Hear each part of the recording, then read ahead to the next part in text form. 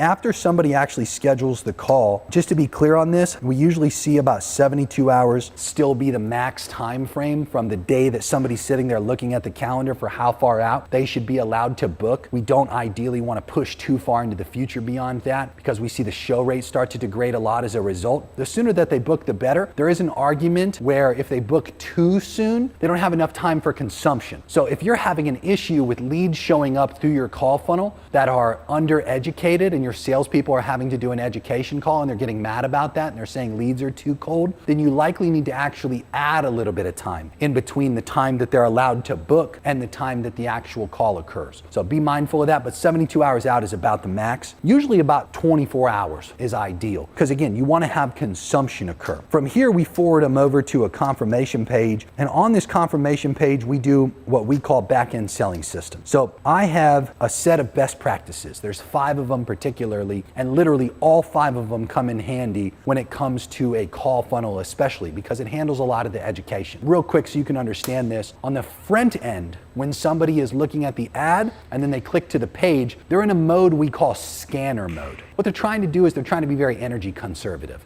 People don't want to go and try to figure literally every single thing out. They don't want to watch 100% of your VSL. They don't have time for that. After all, they were just scrolling through a social media app and then randomly saw your ad and just clicked to it. What makes you think they want to spend an hour just chilling there? What they actually want to do is they want to quickly determine, is this for me, is this not for me? That's why a lot of the consumption is shallow when you're looking at call funnel analytics on VSL play rates and engagement rates. People realistically are trying to determine as fast as they can, is this for me, is this not for me? So they look for signals in your VSL, in your headlines, in your ads, even in your application questions that determine, is this for me or not? However, once they schedule the call, we see a switch, okay? They go from scanner mode to justification mode. Justification mode is where they're officially booked on the calendar and they have to justify actually showing up and whether it's worth their time or not. So between the booking occurring and the actual call time, they're trying to justify whether they should show or not. They justify it from a few different perspectives. First of all is urgency. Is this a real priority for them? If not, you're gonna see your show rates suffer, you're gonna see your close rates suffer, you'll see long sales cycles. So if you're seeing that, it's likely because you're lacking real reasons to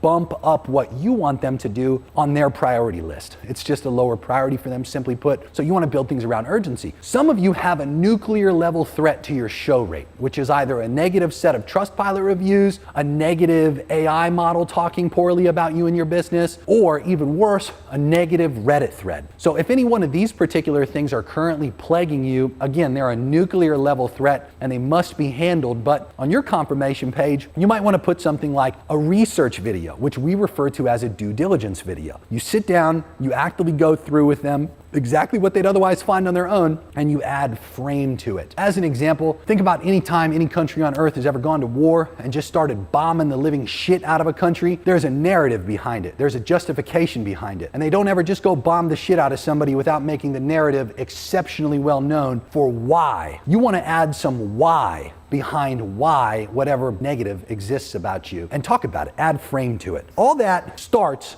literally right on the confirmation page. The confirmation page is then filled with what we call breakout videos. So if there's anything in particular that's bugging your salespeople, they're getting upset that they have to talk about it, what you want to do is ideally make an individual video per thing that the salespeople wish somebody knew prior to a call. If there's any key aha moments or epiphany moments that you find occur prior to a lead being willing to buy, put those inside of a breakout video. Other than that, the best things to put on your breakout page are simply put things you want to make sure that people know ahead of time prior to the actual call occurring.